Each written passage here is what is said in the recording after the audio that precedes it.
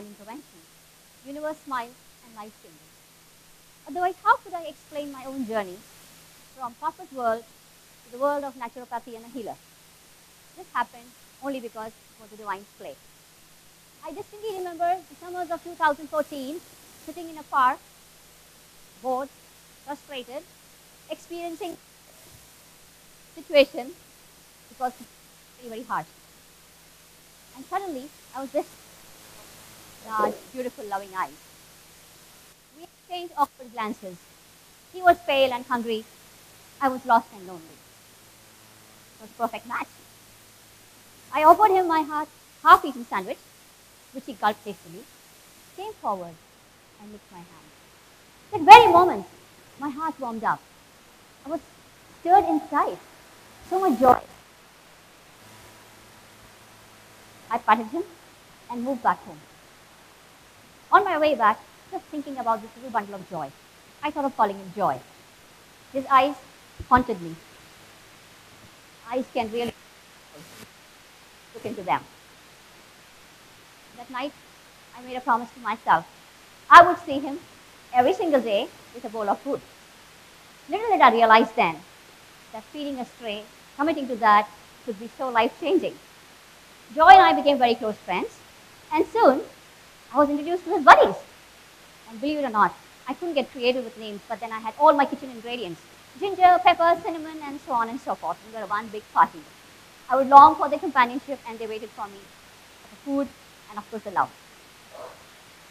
As I got closer to them, I realized that life was very, very difficult. A life of a stray cannot be expressed just in words. When you experience them, when you see their pain, you really can't do anything else. It's not just the food. It's the water. It's the shelter. It's the territorial fight, the mating season. And then, believe it or not, our own human conflicts, our own human pains, and our own human festivities. Yes, my friends, our festivities also cause them a lot of pain. Something had to be done. I just couldn't let it go like this. They say, where there is a will, there is a way. And where there is, you seek it and you shall find. I realized I need more help. But how do I start? I started looking around, and then I met some people who shared similar kind of love and affection towards these animals. Although we were very different, like chalk and cheese, but we all bonded over strays. This is how it is. A group was formed, which was not formally organized. We just said, okay, 10 of us, let's get together and call ourselves a nice, happy name, Feed the Soul. Well, this 10 today is now 30 people. And we started with 50 dogs. The idea was to organize the feeding part. Now, feeding is a very, very rewarding experience. Try it someday. Each one of you should try it. Once in a lifetime, how to feed a stray and when to feed it. So, we decided we'll cook fresh food for them, and every single day, each feeder makes lots of food. It's cooked in their home and then served them hot. Sometimes we cannot match the number of strays that we feed, so we engage feeders as well. While we are doing this, we also realize that more and more strays are coming over and over again. So from 50, our brood grew to 500. And food is, of course, a very healing experience for the feeder, but can be very, very expensive too. What do we do next? So we went to the restaurants and canteens. You know what? Guys, you waste too much. Why don't you just give it to us? And here at this point of time, I want all of us to take a thoughtful pause. We humans really waste a lot of food. Today, our collection in Powai itself, just from one canteen, is only 30 kgs, which feeds 30 dogs where we know there are no feeders. Now imagine if all the housing societies could just create a doggy dabba, which means whatever leftovers people have in their home, household, just dump it in the dabba, hand it over to the feeder, or go and feed yourself. It would bring in change. Think, food is God, and dogs are reverse spell gods. So you can meet the two. Now, organizing this feeding, what we realized is that we got a complete list of our dogs with their names and also their health details. So if somebody was falling sick, needed medication, needed surgeries, and also sometimes they were accident victims. So we said, okay, let's start chipping in money. So these 30 people we chip in our own money, it's all self-funded, and we created a kitty. Now this kitty takes care of accidents, medication, and not just that, sometimes burials too. It's sad, but yes, we look into that. When they die, we also ensure that they are buried, not just left with municipal corporations. And by, our days are going on filling with these activities. Sterilization, of course, is done by recognized institutes, and we always support them. Vaccination is to ensure that our dogs are safe, and of course, always have a question, they are safe too. So vaccination drive is done every year, and we know each and every dog of our community is vaccinated.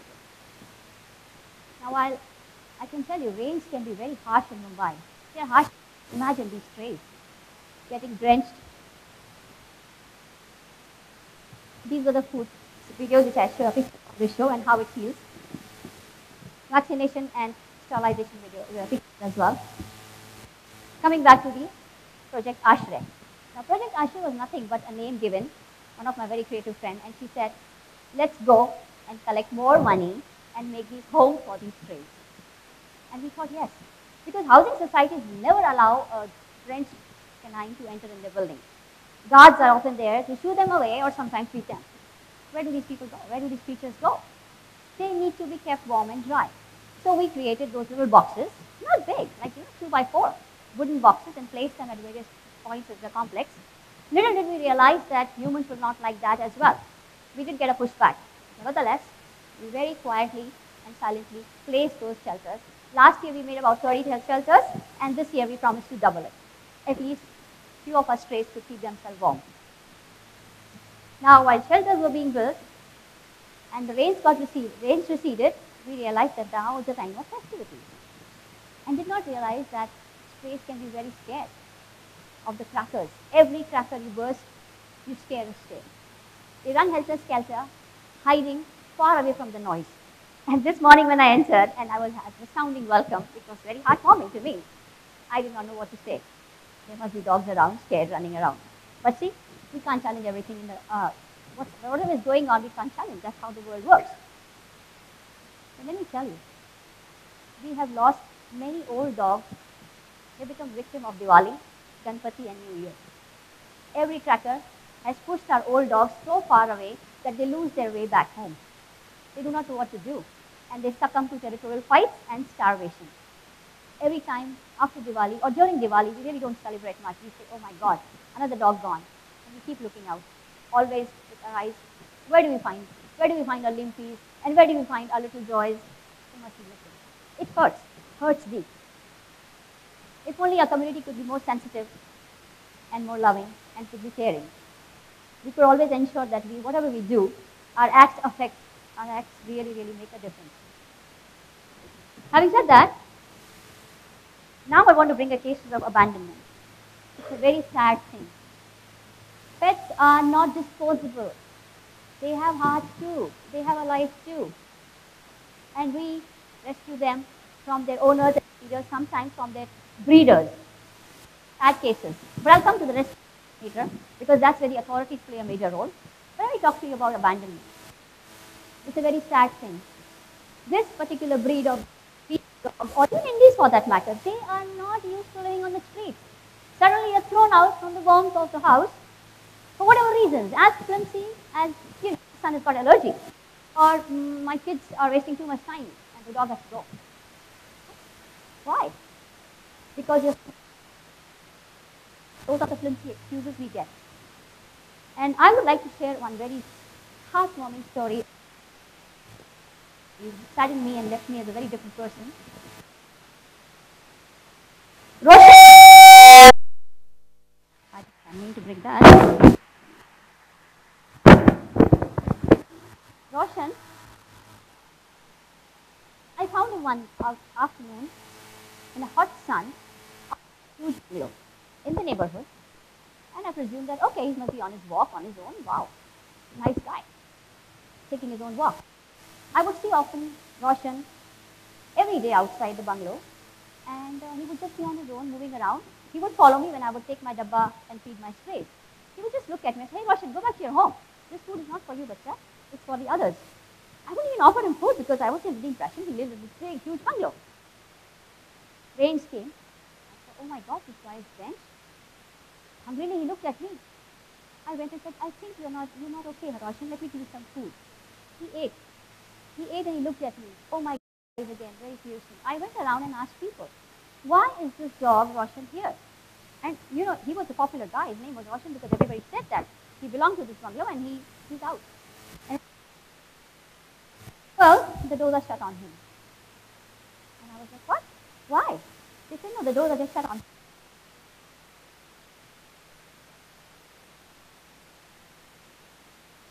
Or I of Roshan. We bonded very well. Little did I realize then that Roshan had cancer. His mouth was full of big ulcer. I did not know that until I started feeding him and he was bleeding. I just couldn't take it. Took him to the vet. The vet said he doesn't have much time. You have to tell him, you have to say hi or he'll end up with very miserable death. Every evening, mornings I would visit him, medicate him. Afternoons I would do the same, and every evening, same story.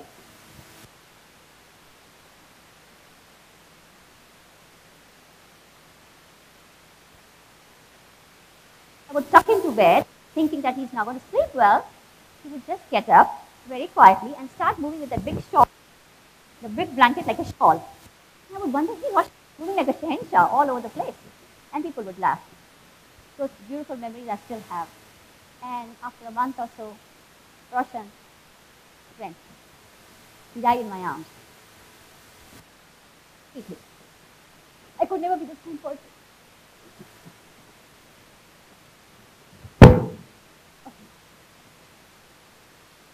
I changed my life.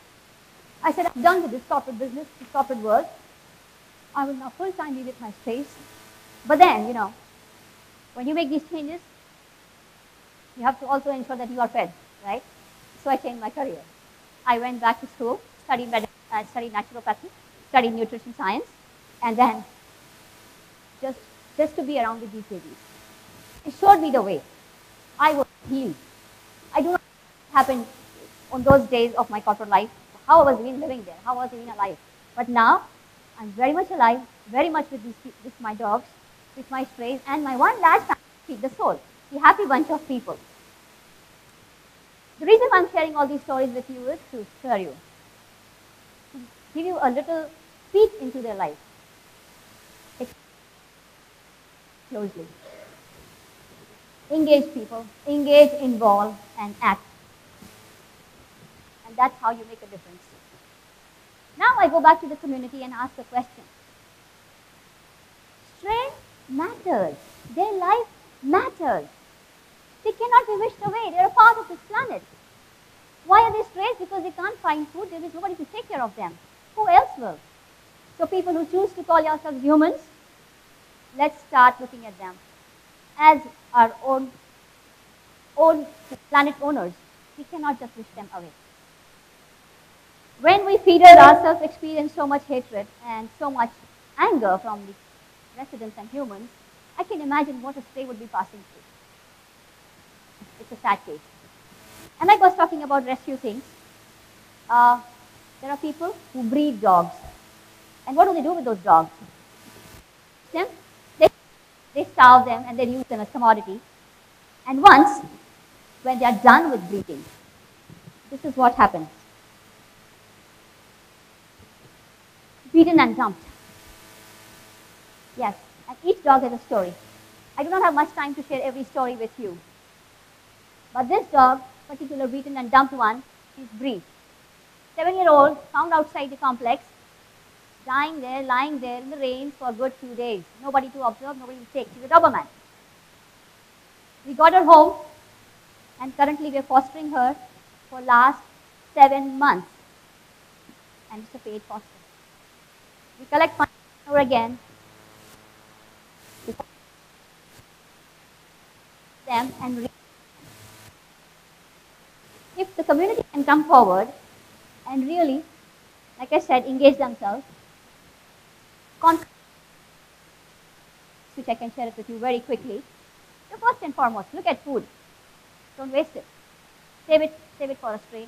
Feed it, it will help you. you will heal, you will recover. Number 2, they don't need hatred. If you don't hate them, at least you can be indifferent to them, but don't hate them. Next time when you burst a cracker, remember, it's hurting somebody. Festivities are good, celebrations are good.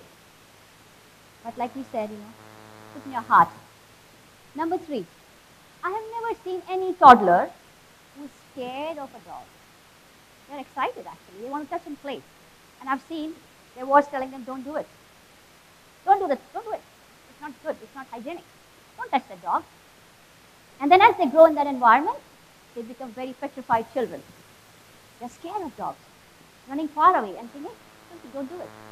How on earth are we doing this? We are breeding fear when we could breed passion. What are we doing? What is the message we are giving to our children? I think schools can play a major, major role. I personally feel every school should organize one day in a month, a compassionate feeding day, where children are taken, educated, and they can work with feeders. They can go and feed every stray. See, they are harmless. They are full of love. And our children are the future who will change. The other thing what I request is every neighborhood community should have some emergency room. We humans have so many medical facilities. We have those mohalla clinics and so on and so forth. But to treat a stray, we have to run helter-skelter. We have to go to those institutes which are full, and you would want to say, hey, my cat is dying or this stray is dying, so let me see if I have a room, if we have a place to keep this cat. Try going to these places and then see for yourself. Visit it someday. Let's work on this emergency medical and lodging area for our dogs, and let's do our part. With that note, thank you very much.